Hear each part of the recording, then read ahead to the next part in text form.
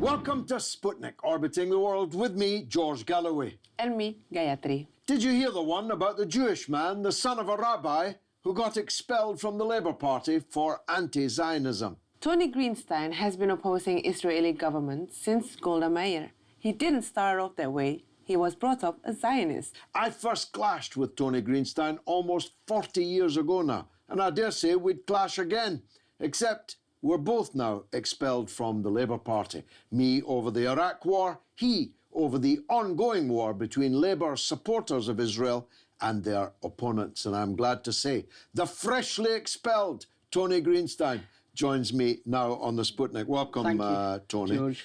First of all, let's explain to the viewers how you came as a Jewish man, son of a rabbi, to be expelled effectively for anti-Semitism. Well, anti-Semitism is the main accusation made against us by supporters of Israel. That's the only thing they have, because how else do you defend what Israel does in the West Bank, in the Negev, in the demolition of homes, etc.? They call you anti-Semitic. And one of the ironies of what's happening in the Labour Party is that so many people who are being expelled or suspended are themselves Jewish. Yeah. Jewish anti-Zionists are the main target. It's got nothing to do with anti-Semitism, of course. Well, of course, as a very famous rabbi once said, that which is hateful to you, do not do unto others. Yes, Rabbi he said that. Yeah, he said that's the whole Torah. So, in a way, I'm guessing you feel that you, above all, have a duty to speak out against something that is being done falsely attributed to your religion. Yes, indeed. I mean, Israel calls itself a Jewish state. Mm-hmm. It says it speaks on behalf of every Jew. So when it imprisons Ached Tamimi, the 16-year-old girl on the West Bank, for being a threat to armed soldiers, or when it demolishes villages in the Negev in order to build Jewish towns on top of them, or all the host of apartheid laws, it does that in the name not of its own Jewish citizens, but in the name of every Jewish person throughout the world. That's what it means as a Jewish state. So it's incumbent upon Jews, wherever they are, to speak out and say, not in my name. So when you were sitting there in front of the panel and they gave you the verdict, did they sit there with a serious, straight face? Or do you think that deep inside them they know they're wrong, but they just have to keep up this? These are cynical apparatchiks. They don't believe in anything. They hate the left. They hate anyone who's anti-imperialist, and they would hate anti-Zionists. And for them, anti-Semitism is a weapon to be used against their opponents. They're totally cynical. I mean, it is cynical, though, because nobody could, as Gayatri said, with a straight face, look at you with your name, your antecedents, and accuse you of being an anti-Semite. No, it's a nonsense. I mean, I'm the only person who's written a book on fighting fascism and anti-Semitism in Brighton and the South Coast. I mean, I've been involved in anti-fascist activity for 30, 40 years. These people, I mean, they said it was abusive to call anyone scum, but we always used to call the fascist scum. That was our slogan. The idea that it's somehow abusive is absurd, but they will pick up quite a lot of anything. abuse in political discourse. Absolutely, yes, and I've taken more than most, I think. Indeed. And Aaron Bevan described the Conservatives as lower than men. Well, that's right. I mean, if he had been around today, he would have been out on his ear. Mind you, he was several times expelled, just like you and me. Absolutely. Now, it didn't start off this way. As I said in the introduction, I've known you for a very long time. You've always been a fighter against what you think and I think are crimes by Israel. But you didn't start off that way. Tell us, what changed you? Well, I was brought up, I was, as you say, the son of a Jewish rabbi, and I went to a Jewish school in Liverpool, the King David. And one day they did a debate Israel, Zionism, right or wrong, and no one else would defend the Palestinians, so I took on the task as a devil's advocate. But in the process of researching what I was doing, the debate, I became convinced that Israel and Zionism was historically wrong. And then I went on one of these kind of birthright tours of Israel. Where Because according to Israel, you have a right by virtue of your Jewishness to actually go and live in Israel. Well, no, it's more than that. According to the Zionists, Israel is my real home. I don't belong really here. That's why Zionism and anti-Semitism agree with each other, that Jews don't belong outside of Israel. So I went to Israel, it was in 1969, just after the conquest, and already you could see the beginnings of the colonialism taking root. That was under, of course, a Labour government, the Israeli Labour Party, not Likud as it became. So, yeah. Well, Mr. Netanyahu appears to be in quite serious legal trouble. Is what comes after him likely to be better, or could it even conceivably be worse? It will probably be worse. The far right in Israel is growing.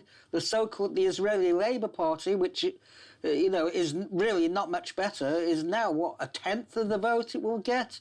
Meretz is the left Zionist party, is a fragment of what it used to be. So, no, it's getting worse. Netanyahu follows Ehud Olmert, the previous prime minister. He went to jail. Moshe Katsav, he also went to jail for rape. He was the president. He was the president, yes.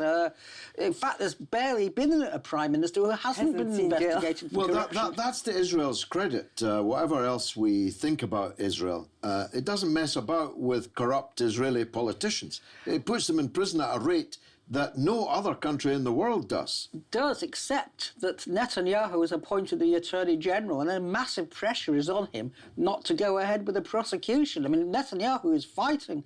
He's going to be staying in office even if he is prosecuted. So, that is outrageous. It's like Silvio Berlusconi, who passed laws to stop himself being prosecuted. And Netanyahu has actually tried that. And Berlusconi might well be back quite soon in the driving seat in Italy. Let's go back to the Labour Party then. We have a situation, don't we, that in the run-up to Jeremy Corbyn's election, in the run-up even more to his re-election, the coup against Corbyn, huge numbers, nobody knows how many, but it certainly runs into thousands, maybe tens of thousands of people were expelled, excluded, suspended.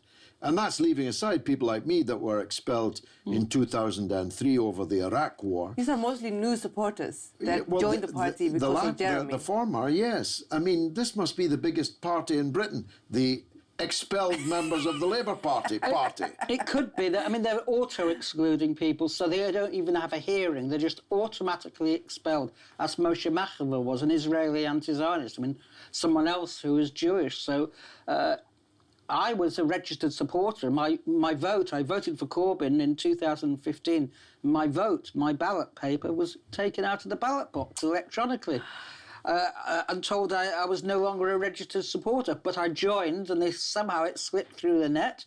But yes, thousands have been suspended and expelled, and the reason is quite clear. The civil service under Ian McNicol is fighting back hard. He's the General Secretary. He is the General Secretary, and he's fighting back hard against the left, and that's what they're doing.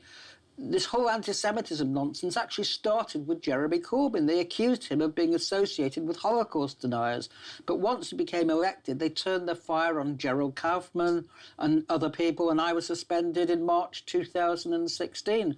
But I wish that Jeremy Corbyn had called it out from the beginning. He would have saved himself a lot of trouble. If he'd said, yes, I condemn anti-Semitism where it exists, and it barely exists, but I also condemn those who misuse and abuse anti-Semitism against people who are not anti-Semitic. Well, anti-Semitism does exist, and it is, of course, historically speaking, the most toxic of all forms of racism, industrially, systematically seeking to literally annihilate from the face of the earth an entire category of people.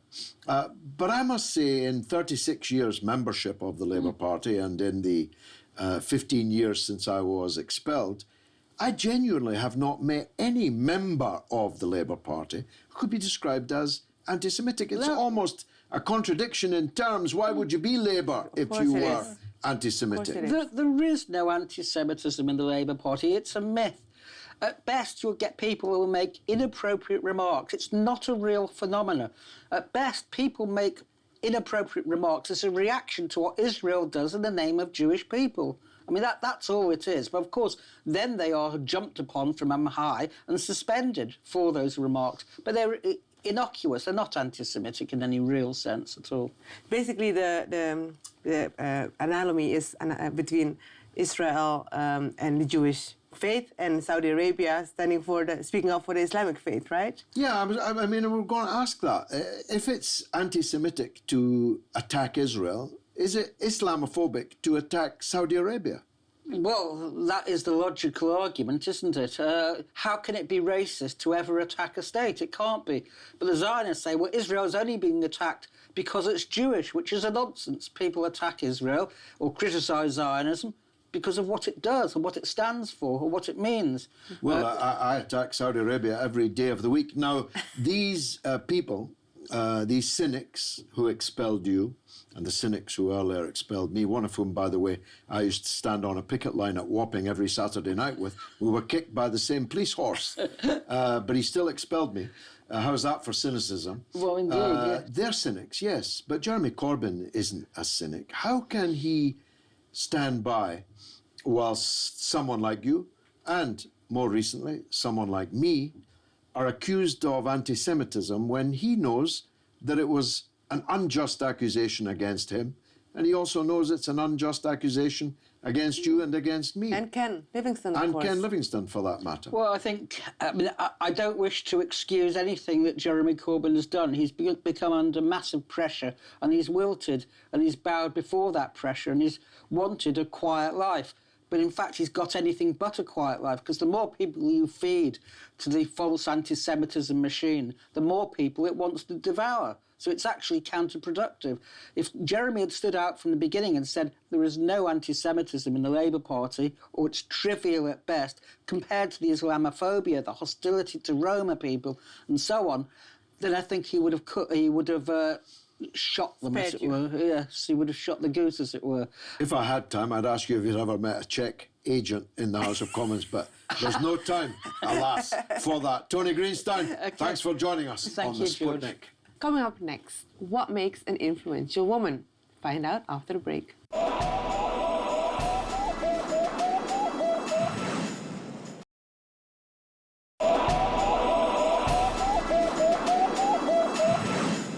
Welcome back to Sputnik.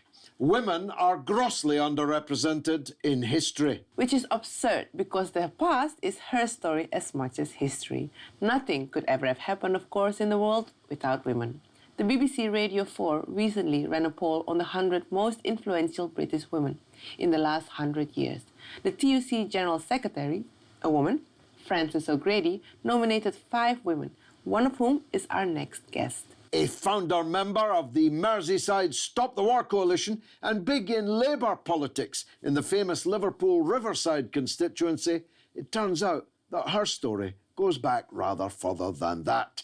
She's Audrey White, and she joins us now. Audrey, you are one, according to the leader of the TUC, one of the 100 most influential British women in the last 100 years. Tell us how that came about. Well, I think it's basically, I'm representing a movement of women, really, who, you know, fight for progress for women, particularly in society. I mean, it fell upon me. It fell upon me that I worked in a store where my staff was sexually harassed. And when I complained to the boss about it, he sacked me in refusing to even discuss sexual harassment. Bearing in mind it's 1983. I was about to ask you, 1983. Yeah, I mean, I didn't want to give away how old you are. But it was in 1983. It was, very yeah. different atmosphere on that matter as others then. And this became a cause célèbre It did. We didn't even know the word sexual harassment. We called it, we said he was interfering with the staff. Oh, that's interesting. And we just didn't know that word at all. And of course, it was dangerous for us because we could have been sued and, we didn't have any evidence, if you like. Yeah. We just had to trust that the staff who was sexually harassed, would stand by me, but they actually didn't. They went into work. They carried on working, and I was outside with the union. But what was brilliant was, who would expect a manager of a store to be the only person in the union? And the important thing is, and this is why it is an important victory, was that we had to break the trade union laws. The anti-trade union laws are against women. More than anybody, they're against women. Because I was the only person that could stand in front of that shop and fight for my job. I would have stood absolutely no chance. You were a one-woman picket line. How long did that last for? Well, I wasn't. That's the point. That we broke the trade union, the anti-trade union laws, and we had dockers, we had car workers, we had unemployed people. Men and women. Men and women, that was great. It just shows us it's a class issue. It's a class issue. You explain to men what's happened in terms of employment and working conditions, and straight away they're there with you. And they were fantastic. So you had an illegal mass picket outside this store? Yeah, and that's what you have to do to break laws. That to win against vicious laws like that. This company was suing me for £250,000. Oof. There was injunctions against my brother, my father, and my union, which was Unite. Len McCluskey, good old Lenny, on the picket line. And so was he Unite. the regional secretary there? No, he wasn't at the time. No, he was just, but he was living in Liverpool then, obviously. So there was everybody in Liverpool was on that picket line. You meet people today, they go, "I was on your picket line," and they were. Now they this were. is a famous story, not least because it was made into a movie. Tell us about that. Well, one of the things that makes it famous because it actually led to changes in the law, changes in sexual harassment and employment law. But there was a film made about it. Glenda Jackson, who I often think probably did it because she wanted to become an MP, but she played me in the film, and John Thor played my husband. Was it a big film? What was it called? It was called Business as Usual. Now, it's having a revival, if you like, because, it is a massive issue. Huge. And people are looking back now on, well, how do women fight? How do they change attitudes? And how do they oppose it in terms of working conditions? And the only way to do it, you can't expect firms to police it. It's ordinary people being members of a union and saying, these laws are wrong, we've got to challenge them, and making your union pick up the cudgels on our behalf. Because I'll tell you what, that's why we've got 0-hour contracts, casual work, terrible low pay, awful working conditions, is because those anti-trade union laws, despite, 12 years of Tony Blair and the Labour government, they should have been thrown out. And they never were, and we're all paying the price today. Well, I was going to make that point, that the Tories came to power in 1979. They immediately began dismantling trade union rights, which is another way of saying working people's rights. And Labour, throughout that period, said if we're re-elected, we will restore trade union rights in Britain. But they didn't, did they? No, but we have got Corbyn. And Corbyn is a man of his word, a man who has campaigned all his life for trade union rights, stood on picket lines all his life. And John McDonnell's actually stood on the picket line outside the Bank of England only in the last 18 months.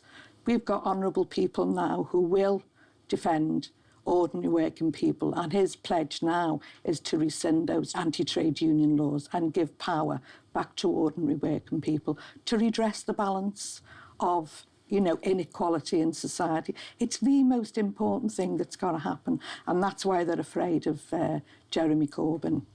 What's this was 83. You, the manager, were the only member of a trade union. The other workers were afraid to be so. What's changed? In 1983, the TUC had roughly then about 10 million affiliated members. It now has just over 5. Do you think trade unions have gone out of fashion forever, or could you see unionisation in Britain climbing back up to those levels? I was about to ask, yeah, because that's 83, that's the support that you got. I wonder how that same scenario would play out today. Well, presumably it'd be worse now. Yeah. Well, I think the people are more respectful of the trade union laws. I mean, I'm talking about Liverpool now. I'm talking Liverpool under Thatcher. Yeah, if you couldn't break the trade union laws in Liverpool, you couldn't break them anywhere. Exactly. But I do think there's with the massive movement now of people moving into politics, you're seeing the same thing of people moving into trade union activity. You're seeing more and more and more pickets, strike action and so on, despite all the palaver they've got to go through to sort of defend their pensions. You've got the UCU on strike at the moment. University College Union. Union. All of them are out on, coming out on strike. Very, very conservative elements, not trade union militants at all, but they're, coming out on strike. People are realising now that we've got to draw the line somewhere. And we're drawing the line now. And with Corbyn as showing the lead, I think, the activity from below is the most important thing. And we've got a movement, and it's people like me. People are all across the country, hundreds of thousands of people now going to the unions and being active in the unions. I think it's a really exciting time, to be honest with you. Now, you made the comment earlier about it being a class thing rather than a women's thing. Of course, women are especially exploited in the kind of system we have. Yeah. Isn't that mirrored in the result of the poll? Frances O'Grady nominated you. You were one of the 100 in the last 100 years, which is a very, very great achievement. I take my hat off to you, but you didn't win. No. And the kind of people who were in the last 10 were the likes of Margaret Thatcher and Her Majesty the Queen and so on. That goes to show that not everyone thinks like us. Some people think that it was good enough to have a woman Prime Minister in Margaret Thatcher. And presumably the same people like the fact we've got a woman Prime Minister, Theresa May, today. But it doesn't profit us, does it, to have a woman Thatcherite or a woman Theresa May in Downing Street? I never understand it. I see this online. I see these women speaking. I detest her politics, but I praise her for being the first female Prime Minister. How do you explain that? What is that? Well, I don't actually, because I've never been in favour of all these women's lists, because, this is how we ended up with all the Blair's babes in the Labour Party. That there's quite often men who I feel would represent me better. Well, I'm sure you voted for James Callaghan rather than Margaret Thatcher. Well, I'm sure you're going to vote for Jeremy Corbyn rather than Theresa May. This shows the limitations of this gender or identity approach to politics, doesn't it? It does. I mean, I think that people should be enabling women to be active in politics. When I was a Merseyside Stop the War coalition, I'm probably with the only person who organised events and actually had a qualified creche. Not all the time, now and then, because it's costly, but we did. We tried to encourage women to be involved. It's too easy to say, let's have a list. Let's just have positive discrimination. You're a woman, OK, off you go. You've got to make it easy for all women to be able to be involved. And that'll only happen when you stop meeting in pubs, when you start having them at times that suit women, meetings in venues that are easy for women to access. And they're the things you've got to do. It's too easy to just tick boxes. I don't know why they allowed Glenda Jackson to play you in the film. You'd have been better playing yourself, Audrey White. Thanks for joining us on the Sputnik. And now it's your turn to tell us what you think through the portals of social media. What's rattling, Gayatri? So we've got this situation here in which the son of a rabbi gets expelled from the Labour Party for being anti-Semitic. So Fra Hughes says Palestinians are Semites, having been born in the land of Sham. To be pro-Palestinian, therefore, is not to be anti-Semitic. Now, being anti-Zionist, that's another method altogether. And Angus Stevenson says, who are the Labour Friends of Israel and how much do they take from a foreign power? Well, Labour Friends of Israel is about half of the Parliamentary Labour Party, maybe slightly more. Across the party. There's nothing wrong with being a friend of a country. But of course, if you are weaponizing false allegations against people in order to exclude them from the same party, well, at the very least, that's bringing your cause into disrepute. Yeah. And I must say, the expulsion of the Jewish son of a rabbi for anti-Semitism, as we say in Glasgow, the biscuit is yours. That takes the biscuit. That takes the biscuit. Well, that's all the tweets we've got time for today. Which, alas, means that's the end of the show. But you can stay in touch with us on social media, on Facebook, Sputnik on Russia Today, or on Twitter and Instagram, RT_Sputnik. It's goodbye from me, Gayatri. And from me, George Galloway. It's been marvellous.